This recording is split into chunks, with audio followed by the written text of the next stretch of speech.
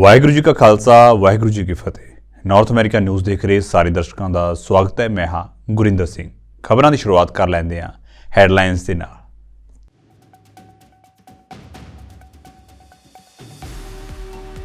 America ਦੇ San Diego ਦੇ ਵਿੱਚ ਮੀਂਹ ਨੇ ਮਚਾਈ ਤਬਾਹੀ। ਕਈ ਥਾਵਾਂ ਉੱਤੇ ਹੜ੍ਹ। ਸੈਨ ਡਿਏਗੋ ਦੇ ਵਿੱਚ ਐਮਰਜੈਂਸੀ ਦਾ ਕੀਤਾ ਗਿਆ ਐਲਾਨ।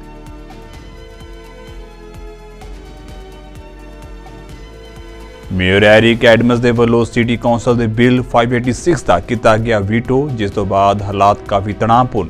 ਸਿਟੀ ਕੌਂਸਲ ਦੇ ਵੱਲੋਂ ਬਿੱਲ ਨੂੰ ਦੁਬਾਰਾ ਪਾਸ ਕਰਨ ਦੀ ਮੰਗ।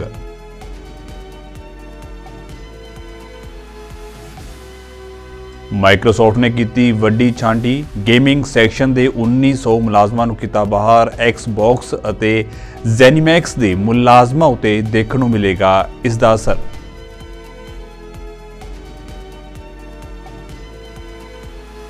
ਓਨਟਾਰੀਓ ਵਿੱਚ ਇੱਕ ਰਿਹਾਇਸ਼ੀ ਇਮਾਰਤ ਵਿੱਚ ਹੋਇਆ ਧਮਾਕੇ ਦੇ ਕਾਰਨ ਲੱਗੀ ਭਿਆਨਕ ਅੱਗ। 3 ਫਾਇਰ ਫਾਈਟਰਸ ਵੀ ਹੋਏ ਜ਼ਖਮੀ।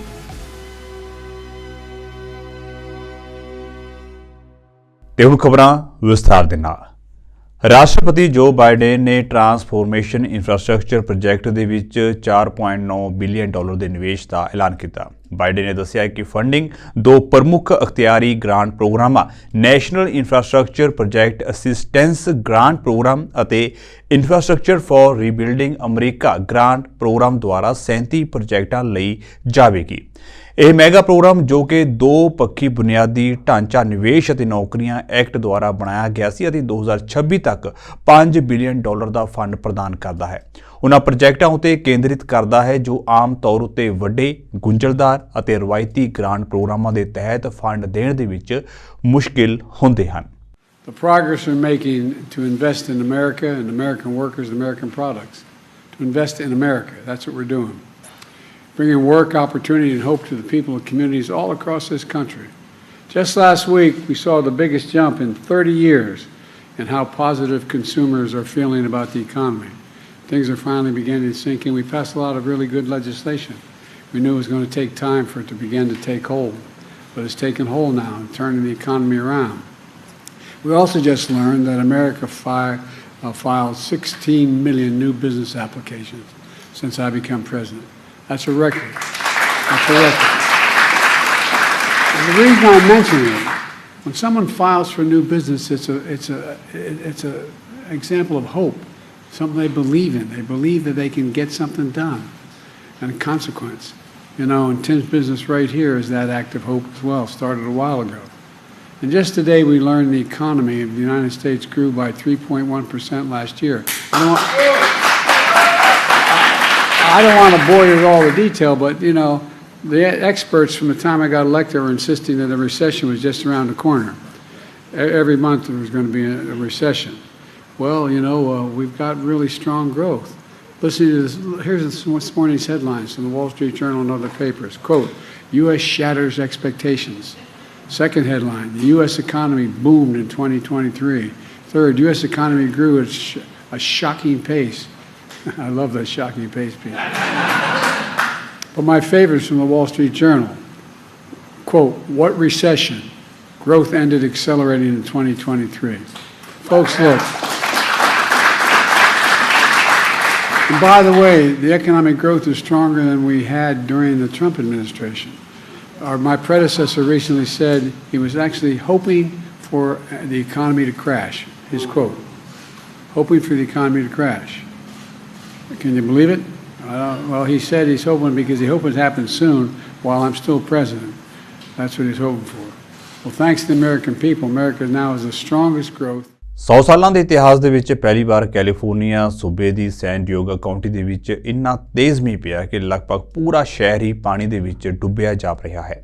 ਇਸ ਰਾਜ ਦਾ ਉੱਤਰੀ ਖੇਤਰ ਬਰਫ਼ ਦੀ ਲਪੇਟ ਦੇ ਵਿੱਚ ਹੈ, ਜਦੋਂ ਕਿ ਦੱਖਣੀ ਖੇਤਰ ਹੜ੍ਹਾਂ ਦੀ ਲਪੇਟ ਵਿੱਚ ਹੈ। ਸੈਨ ਡਿਏਗੋ ਦੇ ਵਿੱਚ ਐਮਰਜੈਂਸੀ ਦਾ ਐਲਾਨ ਕੀਤਾ ਹੋਇਆ ਹੈ।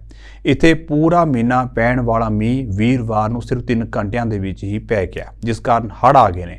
ਸੜਕਾਂ ਉੱਤੇ ਨਦੀਆਂ ਵਹਿਣ ਲੱਗ ਪਈਆਂ ਨੇ। ਉਹਨਾਂ ਦੇ ਵਿੱਚ ਗੱਡੀਆਂ ਹੀ ਗੱਡੀਆਂ ਤੈਰਦੀਆਂ ਨਜ਼ਰ ਆ ਰਹੀਆਂ ਨੇ। ਕਈ ਗੱਡੀਆਂ ਪੁਲਾਂ ਦੇ ਹੇਠਾਂ ਫਸੀਆਂ ਹੋਈਆਂ ਨੇ। 3 ਘੰਟਿਆਂ ਦੇ ਵਿੱਚ 2.73 ਇੰਚ ਮੀਂਹ ਪਿਆ, ਜਦੋਂ ਕਿ ਇਸ ਖੇਤਰ ਦੇ ਵਿੱਚ ਆਮ ਤੌਰ ਉੱਤੇ ਜਨਵਰੀ ਦੇ ਪੂਰੇ ਮਹੀਨੇ ਵਿੱਚ ਸਿਰਫ 1.98 ਇੰਚ ਹੀ ਮੀਂਹ ਪੈਂਦਾ ਹੈ। ਕਾਉਂਟੀ ਦੇ ਵਿੱਚ ਹਜ਼ਾਰਾਂ ਲੋਕਾਂ ਨੂੰ ਬਚਾਇਆ ਜਾ ਰਿਹਾ ਹੈ, ਉਹਨਾਂ ਨੂੰ ਸੁਰੱਖਿਅਤ ਥਾਵਾਂ ਉੱਤੇ ਪਹੁੰਚਾਇਆ ਜਾ ਰਿਹਾ ਹੈ। ਲੋਕਾਂ ਨੂੰ ਮੀਂਹ ਦਾ ਸੰਤਾਪ ਹੀ ਨਹੀਂ ਝੱਲਣਾ ਪੈ ਰਿਹਾ, ਸਗੋਂ ਸਮੁੰਦਰ ਦਾ ਪਾਣੀ ਵੀ ਇਸ ਸ਼ਹਿਰ ਦੇ ਵਿੱਚ ਦਾਖਲ ਹੋ ਚੁੱਕਿਆ ਹੈ। ਨਿਊਯਾਰਕ ਦੇ ਮੇਅਰ ਐਰਿਕ ਐਡਮਜ਼ ਦੇ ਵੱਲੋਂ ਸਿਟੀ ਕੌਂਸਲ ਦੇ ਬਿੱਲ 586 ਵੀਟੋ ਕੀਤਾ ਗਿਆ ਸੀ, ਜਿਸ ਤੋਂ ਬਾਅਦ ਹਾਲਾਤ ਕਾਫੀ ਤਣਾਅਪੂਰਨ ਹੋ ਗਏ ਨੇ। ਮੇਅਰ ਅਤੇ ਸਿਟੀ ਕੌਂਸਲ ਦੇ ਵੱਲੋਂ ਇਸ ਮਾਮਲੇ ਨੂੰ ਲੈ ਕੇ ਇੱਕ ਦੂਸਰੇ ਉੱਤੇ ਇਲਜ਼ਾਮ ਲਗਾਏ ਜਾ ਰਹੇ ਨੇ। ਸਿਟੀ ਕੌਂਸਲ ਦੇ ਵਿੱਚ ਡੈਮੋਕ੍ਰੇਟ ਪਾਰਟੀ ਦੇ 45 ਅਤੇ ਰਿਪਬਲਿਕਨ ਪਾਰਟੀ ਦੇ 6 ਮੈਂਬਰ ਨੇ ਅਤੇ ਇਸ ਬਿੱਲ ਨੂੰ ਪਾਸ ਹੋਣ ਸਮੇਂ 35 ਵੋਟਸ ਮਿਲੀਆਂ ਸਨ। ਸਿਟੀ ਕੌਂਸਲ ਦੇ ਵੱਲੋਂ ਇਸ ਬਿੱਲ ਨੂੰ ਦੁਬਾਰਾ ਪਾਸ ਕਰਨ ਦੀ ਮੰਗ ਕੀਤੀ ਜਾ ਰਹੀ ਹੈ। And some are saying that this bill is about solitary confinement. That is just not true. We don't have solitary confinement in New York City. 2019, prior to becoming mayor, it was disbanded. And even the Daily News talks about that it was a sleight of hand of using that. That's an emotional term. It's a term that I am against and others are against. And it's a term that was used to push through a bill that is just really not responding to the call that many people are calling for. Just like the city council, our administration is against solitary confinement, and we believe that it should not be used. And the commissioner stated that, and I've stated that over and over again. And so you cannot put things in a bill and call it something different, just like you cannot put 20 inmates on a bus without tools to keep them and correction staff safe. That is something we talk about when you look at this simple video. We need to actualize what people are saying. When you transport inmates, you see two inmates are cuffed together. They enter the actual transportation bus that can house up to 20 inmates. And when they enter the bus, they're placed in the areas on the bus, not only to protect the correction officers, but to protect other inmates. Sometimes inmates enter a bus and they already have disputes that have taken place. And they use these opportune times, those who are the bad inmates, they use this opportune time to go after other inmates. You take away the restraint. Imagine these 20-something inmates on a bus not being restrained. And then there is some type of action that takes place. Or when the officer opened that gate and he's rushed by 20 inmates. We would never do this to a police officer. Never. Alabama ਨੇ ਕਤਲ ਦੇ ਇੱਕ ਮਾਮਲੇ ਦੇ ਦੋਸ਼ੀ ਨੂੰ ਆਪਣੀ ਤਰ੍ਹਾਂ ਦਾ ਪਹਿਲਾ ਤਰੀਕਾ ਅਪਣਾਉਂਦੇ ਹੋਏ ਨਾਈਟ੍ਰੋਜਨ ਗੈਸ ਸੁੰਘਾ ਕੇ ਮੌਤ ਦੀ ਸਜ਼ਾ ਦਿੱਤੀ ਹੈ। ਇਸ ਦੇ ਨਾਲ ਹੀ ਅਮਰੀਕਾ ਦੇ ਵਿੱਚ ਮੌਤ ਦੀ ਸਜ਼ਾ ਨੂੰ ਲੈ ਕੇ ਬਹਿਸ ਫਿਰ ਛਿੜ ਗਈ ਹੈ। ਰਾਜ ਪ੍ਰਸ਼ਾਸਨ ਦਾ ਕਹਿਣਾ ਹੈ ਕਿ ਇਹ ਨਵਾਂ ਤਰੀਕਾ ਮਨੁੱਖੀ ਹੈ, ਪਰ ਆਲੋਚਕਾਂ ਨੇ ਇਸ ਨੂੰ ਬੇਰਹਿਮ ਅਤੇ ਪ੍ਰਯੋਗਾਤਮਕ ਦੱਸਿਆ ਹੈ। ਅਧਿਕਾਰੀਆਂ ਨੇ ਦੱਸਿਆ ਹੈ ਕਿ 58 ਸਾਲਾ ਕੈਨੇਥ ਯੂਜੀਨ ਸਮਿਥ ਨੂੰ ਇੱਕ ਫੇਸ ਮਾਸਕ ਜ਼ਰੀਏ ਵੀਰਵਾਰ ਨੂੰ ਨਾਈਟ੍ਰੋਜਨ ਗੈਸ ਸੁੰਘਾਈ ਗਈ, ਜਿਸ ਕਾਰਨ ਸਰੀਰ ਦੇ ਵਿੱਚ ਆਕਸੀਜਨ ਦੀ ਕਮੀ ਨਾਲ ਉਸ ਦੀ ਮੌਤ ਹੋਈ ਹੈ।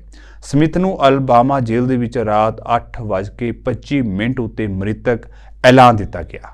Smith was executed for the 1988 capital murder of Elizabeth Dorleen Sennett in Colbert County.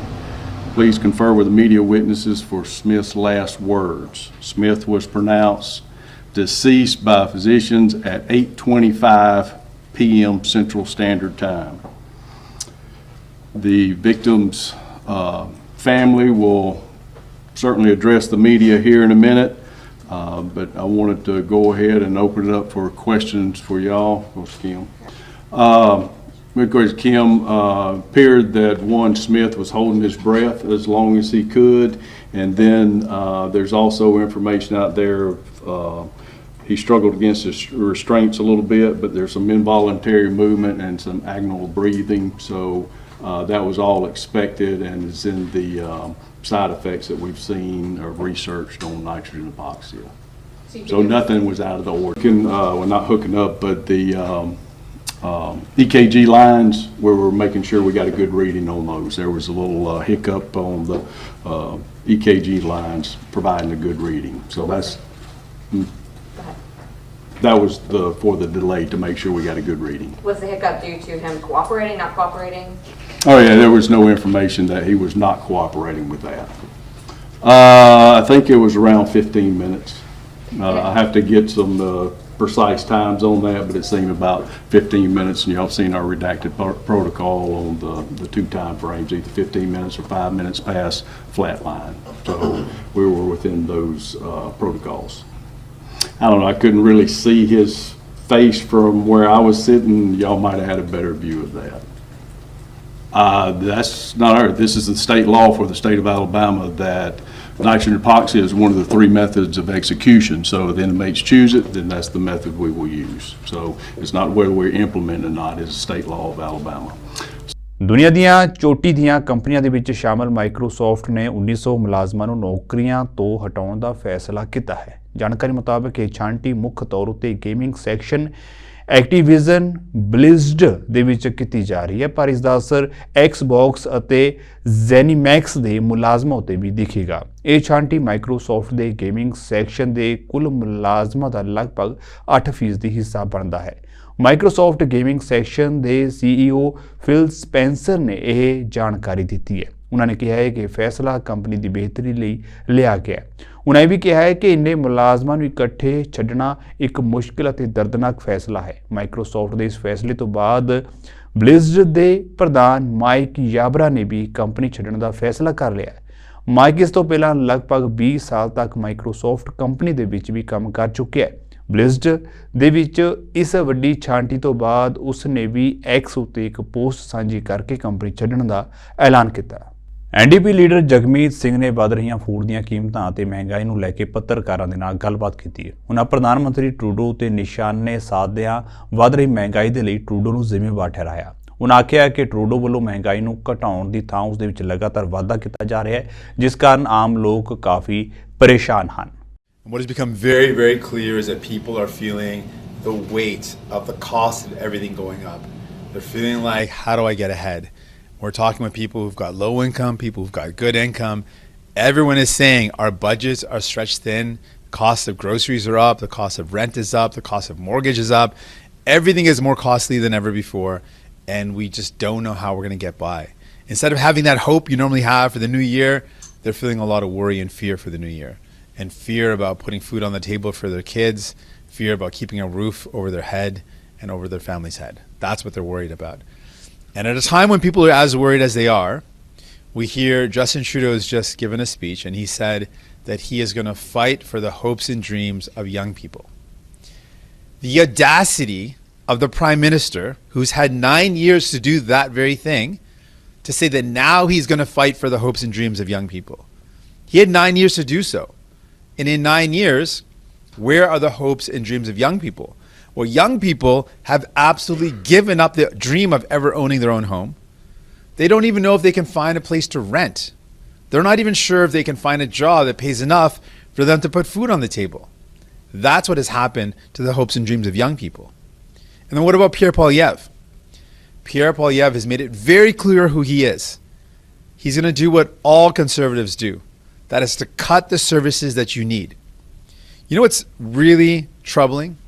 He's talked about the record usage of food banks, which is appalling in a country as wealthy as ours. But knowing that there's a record usage of food banks, he and his entire party voted against a school lunch program that would have provided nutritious meals for kids in school. This is not just about those kids to make sure that they can study and focus on school. It's also for those parents that are struggling to be able to put food on the table for those kids, to have the confidence to know that, hey, my kids will get a meal at lunch. He voted against that. He would cut that because that's what conservatives do.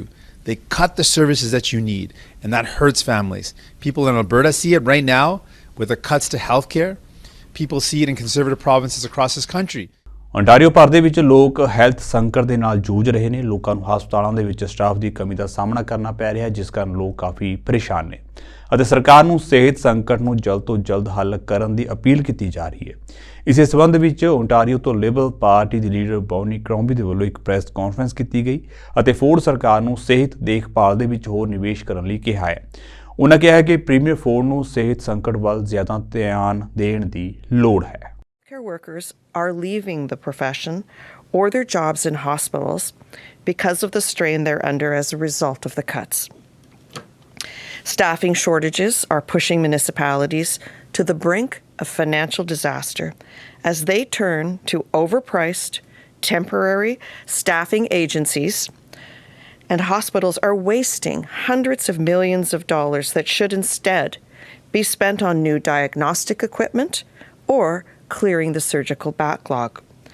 I heard firsthand troubling stories from mayors having to fight for their hospital only to see closures, or counselors desperate to attract family doctors to their towns who are being ignored by this government.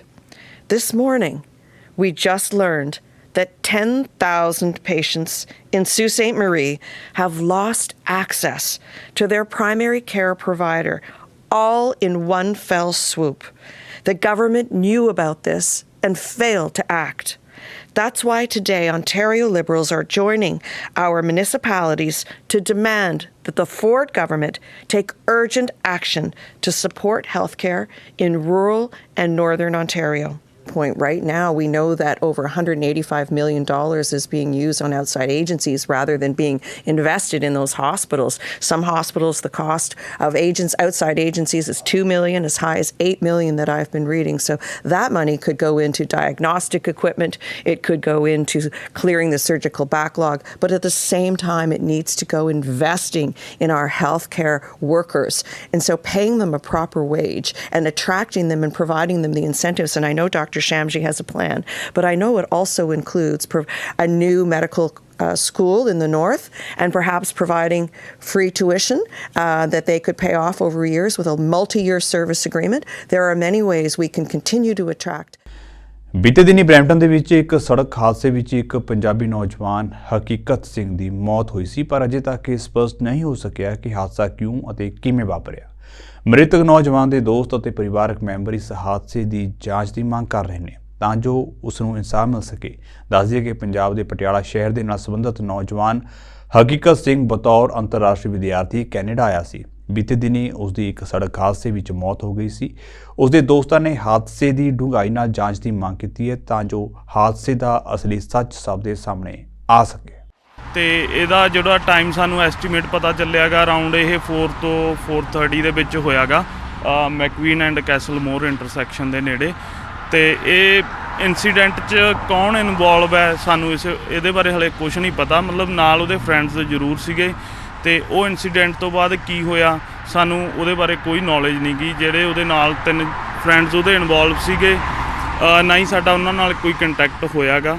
ਤੇ ਅਸੀਂ police ਨੂੰ ਵੀ reach out ਕੀਤਾ ਸੀ incident ਬਾਰੇ। ਇਹ ਕਹਿੰਦੇ ਮਤਲਬ still process ਦੇ ਵਿੱਚ ਆ, they are still investigating on this process.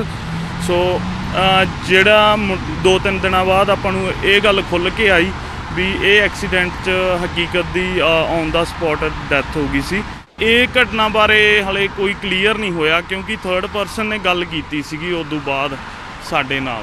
ਉਹਨੇ ਬਸ ਇੰਨਾ ਹੀ ਦੱਸਿਆ ਸੀਗਾ ਵੀ ਇਹ ਪਾਰਟੀ ਤੋਂ ਘਰੇ ਆ ਰਹੇ ਸੀਗੇ ਅਤੇ ਗੱਡੀ ਜਿਹੜੀ ਆ ਪੋਲ ਨਾਲ ਹਿੱਟ ਹੋ ਗਈ ਅਤੇ ਉਹਨੇ ਦੈਟਸ ਇੰਨਾ ਹੀ ਕਨਫਰਮ ਕੀਤਾ ਹਲੇ ਕਿਉਂਕਿ ਪਹਿਲਾਂ ਉਹਨੇ ਪ੍ਰੋਪਰਲੀ ਕੋਈ ਸਾਨੂੰ ਦੱਸਿਆ ਨਹੀਂ ਗਾ ਵੀ ਇਨਸੀਡੈਂਟ ਪ੍ਰੋਪਰ ਹੋਇਆ ਕਿੱਦਾਂ ਅਤੇ ਕੀ ਨਹੀਂ ਹੋਇਆ ਉਹ ਚੀਜ਼ ਬਾਰੇ। ਇਹੀ ਹੈ ਵੀ ਇਨਵੈਸਟੀਗੇਸ਼ਨ ਕੀਤੀ ਜਾਵੇ ਵੀ ਮਤਲਬ ਵੀ ਇਹ ਹਾਦਸਾ ਕਿੱਦਾਂ ਹੋਇਆ, ਵੀ ਗੱਡੀ ਕੌਣ ਚਲਾ ਰਿਹਾ ਸੀਗਾ। ਅਤੇ ਇਹਦੇ 'ਚ ਕਿਉਂਕਿ ਨਾ ਹੀ ਉਹਨਾਂ ਨੇ ਚਲੋ ਇਨਸੀਡੈਂਟ ਹੋ ਗਿਆ ਆਪਾਂ ਨੂੰ ਕੋਈ ਇਨਫੋਰਮ ਨਹੀਂ ਕੀਤਾ ਰਾਈਟ ਵੇ ਕਿਉਂਕਿ ਬੰਦਿਆਂ ਨੂੰ ਪਤਾ ਹੁੰਦਾ ਗਾ ਵੀ ਘਰੋਂ ਲੈ ਕੇ ਗਏ ਆ ਵੀ ਐਟਲੀਸਟ ਆਪਾਂ ਨੂੰ ਨਹੀਂ ਕਿਉਂਕਿ ਉਹਦੇ ਘਰਦਿਆਂ ਨੂੰ ਇੱਕ ਵਾਰੀ ਇਨਫੋਰਮ ਕਰਨਾ ਚਾਹੀਦਾ ਵੀ ਜੇ ਕੋਈ ਵੀ ਹੈਪਨ ਹੁੰਦਾ ਇਨਸੀਡੈਂਟ ਛੋਟਾ ਵੱਡਾ ਐਟਲੀਸਟ ਉਹਨਾਂ ਦੇ ਪੇਰੈਂਟਸ ਦਾ ਨੰਬਰ ਹੈਗਾ ਸੀਗਾ। ਜਿੱਦਾਂ ਜਾਣਕਾਰੀ ਨੌਲੇਜ 'ਚ ਆਇਆ ਗਾ ਵੀ ਜਿਹੜਾ ਮੁੰਡਾ ਸੀਗਾ ਬੈਕ ਹੋਮ ਤੋਂ ਜਾਣਦਾ ਸੀਗਾ ਉਹ ਵਿੱਚ ਇਨਵੋਲਵ ਸੀ ਜਾਂ ਉਹ ਨਹੀਂ ਸੀ ਨਾਲ ਸੀਗਾ ਅਤੇ ਐਟਲੀਸਟ ਉਹ ਬੰਦੇ ਨੂੰ ਮਤਲਬ ਚਾਹੀਦਾ ਗਾ ਵੀ ਇੱਕ ਵਾਰੀ ਜੇ ਕੋਈ ਇਨਸੀਡੈਂਟ ਹੈਪਨ ਹੁੰਦਾ ਤਾਂ ਉਹਦੇ ਘਰਦਿਆਂ ਨੂੰ ਇਨਫੋਰਮ ਕਰੇ ਵੱਡਾ ਛੋਟਾ। ਅਤੇ ਉਹ ਚੀਜ਼ ਲੁਕੋਈ ਗਈ ਆ। ਕਲੈਰਿਟੀ ਤਾਂ ਇਹੀ ਹੋਣੀ ਚਾਹੀਦੀ ਹੈ ਕਿ ਜਿਹੜੀ ਸਟੋਰੀ ਹੈ ਕਿ ਪੂਰਾ ਪਤਾ ਲੱਗੇ ਕਿ ਕੀ ਸੀਗਾ, ਕਾਹਤੋਂ ਇਹ ਮਤਲਬ ਇੰਨੀ ਦੂਰ ਆਏ ਆਪਣੇ ਘਰ ਤੋਂ ਅਤੇ ਕੀ ਕਾਰਨ ਇਹ ਚੱਲੇ ਸੀਗੇ ਜਿਹੜੀ ਸਾਈਡ ਨੂੰ ਮਤਲਬ ਐਕਸੀਡੈਂਟ ਹੋਇਆ ਆ ਕਿਉਂਕਿ ਉਸ ਸਾਈਡ ਦਾ ਕੋਈ ਇੱਕ ਹਿਸਾਬ ਨਾਲ ਤੁੱਕ ਜਿਹਾ ਨਹੀਂ ਬਣਦਾ ਹੈਗਾ ਕਿ ਉੱਧਰ ਕਰਨ ਕੀ ਗਏ ਆ। ਸਾਨੂੰ ਬਸ ਉਹੀ ਚੀਜ਼ ਦਾ ਪਤਾ ਲੱਗ ਜੇ ਕਿ ਇਹ ਥੋੜ੍ਹਾ ਜਿਹਾ ਕੌਣ ਸੀਗਾ ਇਹਦੇ ਨਾਲ ਤੇ ਕੌਣ ਨਹੀਂ ਸੀ ਤੇ ਕੀ ਹਿਸਾਬ ਹੋਇਆ, ਪੂਰੀ ਸਟੋਰੀ ਪਤਾ ਲੱਗ ਜੇ। ਪੁਲਿਸ ਤੋਂ ਇਹੀ ਮੰਗ ਆ। ਬੋਡੀ ਆ ਉਹ ਰਾਈਟ ਨਾਓ ਉਹ ਬਰੈਂਪਟਨ ਫੜਨ ਵਾਲਿਆਂ ਕੋਲੇ ਪਈ ਆ ਤੇ ਉਹ ਪ੍ਰੋਸੈਸ ਜਿਹੜਾ ਇੰਡੀਆ ਭੇਜਣ ਦਾ ਉਹ ਚੱਲਦਾ ਪਿਆ ਗਾ ਤੇ ਜਿੰਨਾ ਵੀ ਮਤਲਬ ਇਹਦੇ ਖਰਚਾ ਆਉਣਾ ਹੈਗਾ ਪਲੱਸ ਉਹਦੀ ਬੋਡੀ ਭੇਜਣ ਤੇ ਜਾਂ ਉਹਨਾਂ ਦੇ ਘਰਦਿਆਂ ਦੀ ਸਪੋਰਟ ਲਈ ਤੇ ਉਹਦੇ 'ਚ ਆਪਾਂ ਗੋਲ $50,000 ਰੱਖਿਆ ਗਾ। ਜਿਹੜਾ ਵੀ ਉਹਦੇ 'ਚ ਖਰਚ ਆਊਗਾ ਉਹ ਇੱਥੇ ਕੀਤਾ ਜਾਊਗਾ ਤੇ ਰੈਸਟ ਆਫ ਅਮਾਊਂਟ ਉਹਦੇ ਪੇਰੈਂਟਸ ਨੂੰ as a support financially support ਕੀਤੀ ਜਾਣੀ ਹੈ।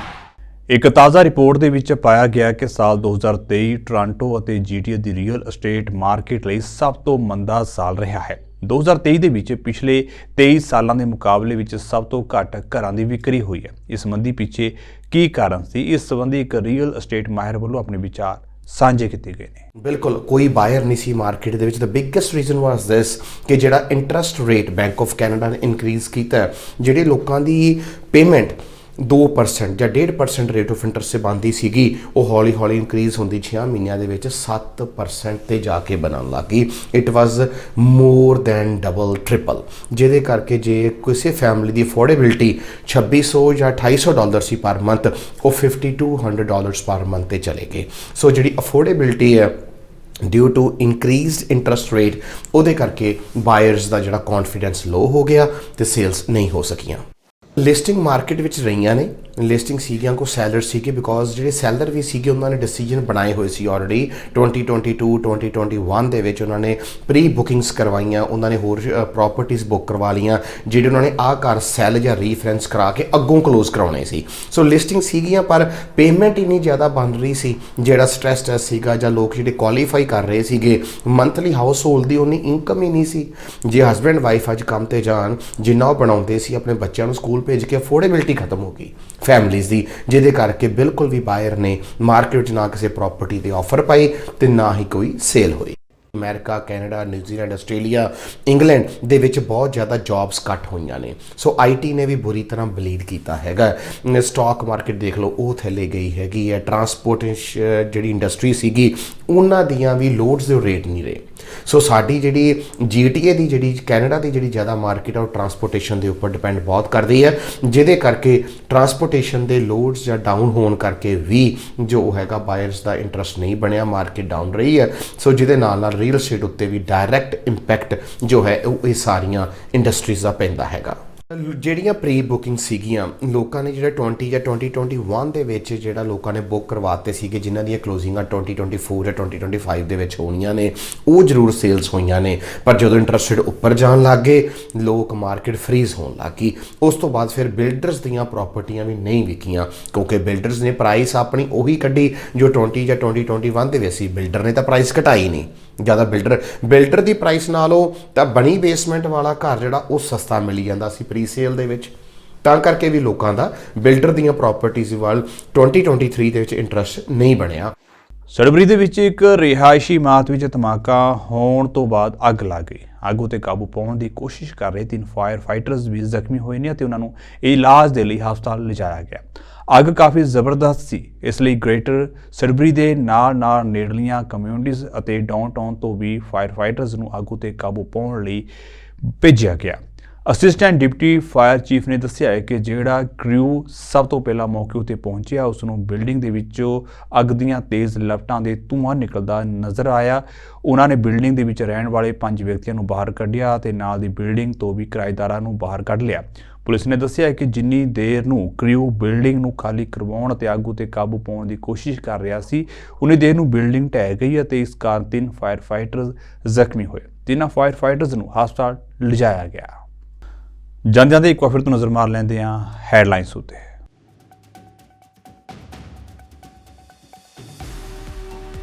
ਅਮਰੀਕਾ ਦੇ ਸੈਨ ਡਿਏਗੋ ਦੇ ਵਿੱਚ ਮੀਂਹ ਨੇ ਮਚਾਈ ਤਬਾਹੀ, ਕਈ ਥਾਵਾਂ ਉੱਤੇ ਹੜ੍ਹ, ਸੈਨ ਡਿਏਗੋ ਦੇ ਵਿੱਚ ਐਮਰਜੈਂਸੀ ਦਾ ਕੀਤਾ ਗਿਆ ਐਲਾਨ।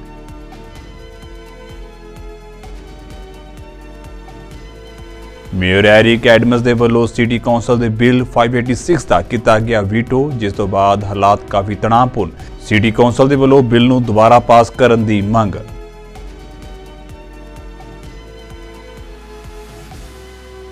ਮਾਈਕਰੋਸਾਫਟ ਨੇ ਕੀਤੀ ਵੱਡੀ ਛਾਂਟੀ। ਗੇਮਿੰਗ ਸੈਕਸ਼ਨ ਦੇ 1900 ਮੁਲਾਜ਼ਮਾਂ ਨੂੰ ਕੀਤਾ ਬਾਹਰ। ਐਕਸਬਾਕਸ ਅਤੇ ਜ਼ੈਨੀਮੈਕਸ ਦੇ ਮੁਲਾਜ਼ਮਾਂ ਉਤੇ ਦੇਖਣ ਨੂੰ ਮਿਲੇਗਾ ਇਸ ਦਾ ਅਸਰ।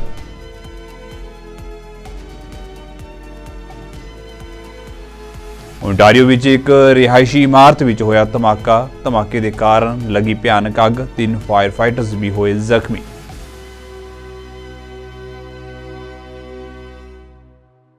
ਸੋ ਫਿਲਹਾਲ ਦੇ ਲਈ ਨਾਰਥ ਅਮਰੀਕਾ ਨਿਊਜ਼ ਦੇ ਵਿੱਚ ਇੰਨਾ ਹੀ। ਤੇ ਹੁਣ ਮੈਨੂੰ ਇਜਾਜ਼ਤ ਦਿਓ। ਵਾਹਿਗੁਰੂ ਜੀ ਕਾ ਖਾਲਸਾ, ਵਾਹਿਗੁਰੂ ਜੀ ਕੀ ਫਤਿਹ।